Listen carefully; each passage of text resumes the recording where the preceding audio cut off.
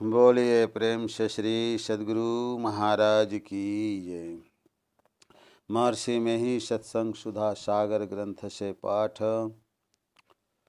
पारा संख्या 86। मन जीवात्मा में इतना मिलाप जैसे दूध में घी। प्यारे लोगों, आप लोगों को यह अच्छी तरह जानने में आता होगा कि शरीर में जो कुछ भी काम करते हैं उसको काम करने के लिए लगाने वाला मन है। मन यदि किसी काम को करने के लिए प्रेरणा नहीं करे तो हाथ पैर शरीर आदि कोई काम नहीं कर सकता। मन भीतर में रहता है और सब काम करता रहता है। एक बात और है कि मन ही सब कुछ नहीं है, मन के साथ आप भी हैं, अर्थात जीवात्मा रहता है। आप जीवात्मा हैं, भीतर में रहते हैं। मन के संग जीवात्मा नहीं रहे तो मन कुछ नहीं कर सकता। जैसे इंद्रियों के साथ मन नहीं रहे तो इंद्रियां कुछ कर नहीं सकती। जैसे बाहर में इंद्रियां हैं वैसे ही भीतर में इंद्रिय मन है। कोई कहता है मेरा मन है तो यह वैसा ही हुआ जैसे आप कहते हैं मेरा घर मेरा शरीर है। घर उसका है जो उसमें रहता है, वह घर नहीं है। उसी तरह जो कहता है मेरा पैर तो यह पैर नहीं है, पैर उसका है। उसी तरह मेरा मन कहने वाला भी मन नहीं है, वह मन के संग में वहाँ रहता है। मन का काम बाहर भीतर होता है किंतु अपना काम क्या है कुछ मालूम नहीं होता। मन और जीवात्मा में इतना मिलाप है जैसे दूध में घी। दूध और घी दोनों एक साथ रहते हैं और दोनों को अलग अलग भी किया जाता है। जो काम दूध से होता है वह काम घी से नहीं, और जो काम घी से हो सकता है वह दूध से नहीं होता। उसी तरह मन से जो काम हो सकता है वह जीवात्मा से नहीं, और जो जीवात्मा से हो सकता है वह मन से नहीं। जीवात्मा सूक्ष्म है। संसार में दो तरह के पदार्थ हैं, एक सत और दूसरा असत। जो विनाश नहीं हो बदले नहीं वह सत है, जो विनाश हो बदलता रहे वह असत है। शरीर कुछ दिनों तक रहता है किंतु यह बच्चे से जवान फिर बूढ़ा हो जाता है। कुछ काल शरीर ठहरता है फिर नहीं रहता है। मन भी एक तरह नहीं रहता, यह सभी जानते हैं। बच्चे में मन कैसा, जवान में कैसा और बूढ़े में कैसा। कभी मन एक तरह का फिर दूसरी तरह का। जैसे देह में अदल बदल होता है वैसे मन में भी अदल बदल होता है। शरीर जैसे कमज़ोर और बलवान होता है उसी तरह मन भी कमज़ोर और बलवान होता है। जो ज्ञानी हैं उनका मन वैसा नहीं बदलता जैसे साधारण जन का बदलता है।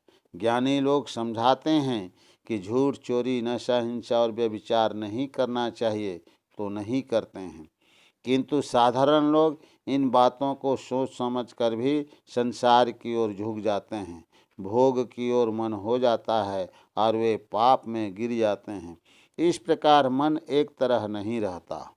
दूध में घी निकाला जाता है तो दूध का दाम कम हो जाता है।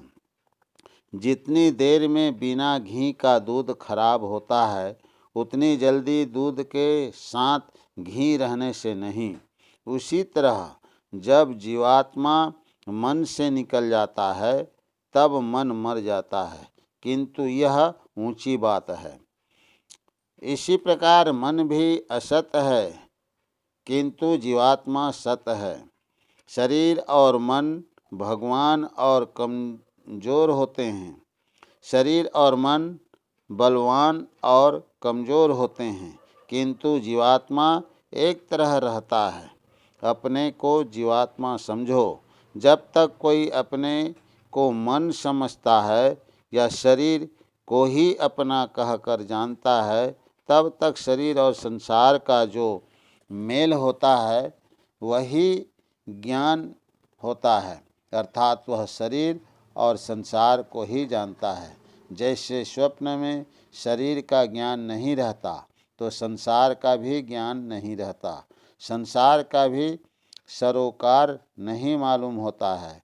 उसी तरह जब तक जीवात्मा मन के साथ है तब तक उसको अपने का ज्ञान नहीं होता है, और जो इससे काम होना चाहिए वह भी नहीं हो पाता है।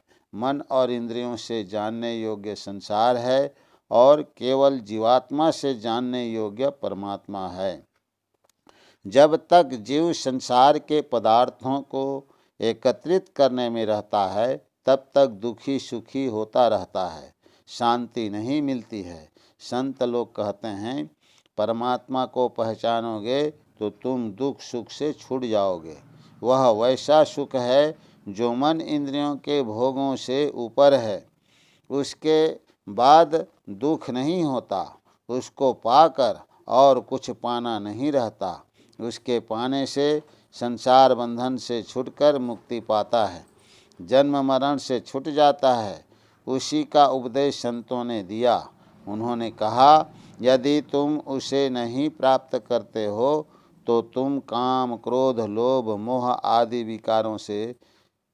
विकारों में फंसकर दुख उठाते रहोगे। इसके लिए नेम धर्म आचार तप ज्ञान योग जप दान आदि कितना ही करो किंतु ये रोग नहीं छूटते।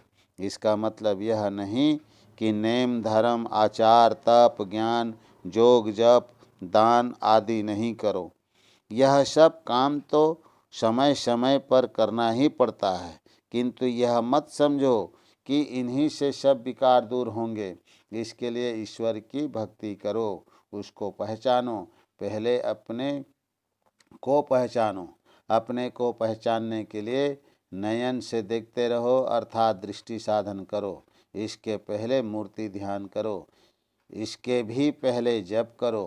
और जप करने से मूर्ति ध्यान करने में बल मिलेगा, और मूर्ति ध्यान करने से दृष्टि साधन में सहायता मिलेगी।